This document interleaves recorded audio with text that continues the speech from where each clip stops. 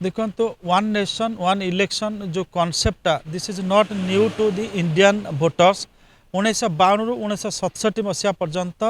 भारत में one nation one election कार्यकारी होउतिला एवं परवर्ती अवस्था जितेबाला आम देखा विभिन्न घटनाक्रम ये जो वन नेशन वन इलेक्शन व्यवस्थाटार श्रृंखल छिंडी जाइतिला अर्थात से कड़ी अलग अलग हो जाइतिला बर्तमान से कड़ी की पुणी जोड़ापी चेष्टा करा जाउछि से कड़ी को जोड़ापी हेले आपणकर पार्लियामेंट रे गोटे बिल पास कर आवश्यकता अच्छी एवं एटा गोटे हूँ सांविधानिक बिल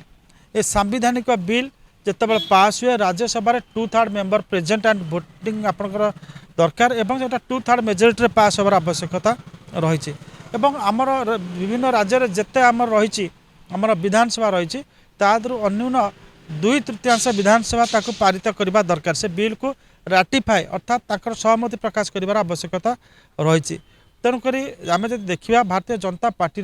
राज्यसभा से संख्या ना बिल को सहजरे पास कर एवं 2/3 मेजोरिटी जो आपणकर विभिन्न आसेम्बली मिल कि ना सन्देह करे किंतु प्रश्न उठी पारे जे जदि संख्या से ना भारतीय जनता पार्टी बिलटा आणुचे कहीं बिल गोटे जो उपस्थापन हुए से गोटे वितर्कर गोटे अवकाश सृष्टि करे एठी बर्तमान गोटे वितर्क अवकाश सृष्टि होती सपक्ष और विपक्षवादी गोटे बड़ वितर्क करेंगे से वितर्क गणतांत्रिक प्रक्रिया गोटे सहमति तैयारी होता है असहमति तैयारी होता है तो भारतीय जनता पार्टी अतीत राम मंदिर उपर वितर्क आनी आपण धारा 370 उपर वितर्क आनी आपणकर ट्रिपल तलाक को बेआईन करने वितर्क आनी एवं से वितर्क ही बल जोगेला भारतीय जनता पार्टी को दल धीरे धीरे तार से वितर्क तार बल वृद्धि कर गोटे शक्तिशाली दल में परिणत है एवं जितेबाला लोकसभा संख्या आसीगला से विषय को सी पास कर नेला तो आज जितेबाला पुणी थे आर गोटे छकी शून्य खेल आरंभ होती आज हारी जापे किंतु आसंता काली जीत भारतीय जनता पार्टी सरकार हम ये सी गोटे वितर्क सृष्टि कर सहमति तैयारी सृष्टि कर this is required for the fact जे एटा जब एककालीन हम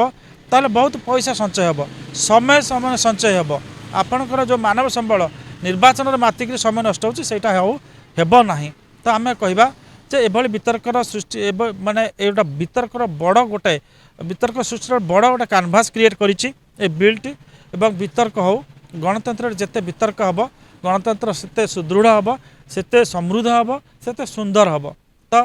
ये जो कॉन्सेप्ट नुआ नुहे बा एटा केवल कॉन्सेप्ट नुहे एटा गोटे आमर प्रैक्टिस थिला अर्थात आमे ए जो व्यवस्थाटा को ए विधि व्यवस्थाटा पालन होतिला बर्तमान तक पुणी जोड़िया चेष्टा करा जाउछि देखा जाऊ जो माने अर्जेंट सिचुएसन सड़क आसो जमी दल बदल होकर सरकार पतन घटे से पतन घटला पर पुणी सरकारी व्यवस्थाटा जो रामनाथ कोविंद जो कमिटी सुपारिश करिछि जे माने माने आपणकर कौन सी विधानसभा कार्यकाल आपणकर 2029 पूर्व जो माने माने तैयारी हेबे 5 वर्ष रहिबो कौन परिस्थिति विधानसभा भंग हम ना तो सेटा जितेबाला होनी it will be put into practice real टेस्टा से जना पड़ो किंतु से विधि व्यवस्था पुणी थे कार्यकारी हबार आवश्यकता अच्छी एवं कार्यकारी हवा को हेले बिल टी को पास कर बिल टी को पास करने समस्त सांसद मानकर माने समस्त सांसद मानक मध्य 2/3 आपको समर्थन करार अच्छी तो से 2/3 समर्थन भारतीय जनता पार्टी किभली जोगाड़ कर देखिबार कथा सेटा से पार्लियामेंट रे बुझेबे किभली माने आपनकर एटा विपद सृष्टि करिबो एवं सेमान जदि भल भाव में प्रभावी ढंग से बुझे पारे जनता जदि बुझीगले ताले विरोधी मानकर माने आपनकर जुक्ति बलिष्ठ बोली प्रमाणित हम किंतु आम समस्त अपेक्षा कर रहीचु जे विभिन्न दलर सांसद माने जो माने रही प्रभावशाली सांसद माने जो मानकर बाग्मिता रही अध्ययन रही से किभली जनसाधारण को निज निजर जो धारणा रही बिल प्रति से नहीं से बुझे पारुचंती तो जिते आपणकर से प्रभावी ढंग से बुझा चेष्टा करेंगे जी अधिक प्रभावी ढंग से बुझे चेष्टा करेंगे जनमत सपक्ष में जीव एवं indirectly it will also enrich them politically public opinion रु तो सरकार तैयारी होती सरकार जितेबाला ये बिल को पास करने दरकार से माने पब्लिक परसेप्शन गोटे तैयारी कर अच्छी यहाँ गणतांत्रिक विधि व्यवस्थार यहाँ गोटे आम कहीपर एक सुंदर नमूना वितर्क माने सपक्षवादी जुक्ति करेंगे विपक्षवादी जुक्ति करेंगे एवं बहुत समय धरी जुक्ति होगा दरकार से जुक्ति उपस्थापन करेंगे यहीटा हूँ डेमोक्रासी ब्यूटी विरोधी माने विरोध कले माने नुहे से माने होचंती आंटी इंडियंस बा से माने देशद्रोही बा माने पार्लियामेंट से तैयारी जे भिन्न मत शुणा तो ये भिन्न मत बर्तमान भिन्न मत भितर जी अधिक प्रभावी ढंग से बुझे पार जनसाधारण से आड़ को जी कारण दे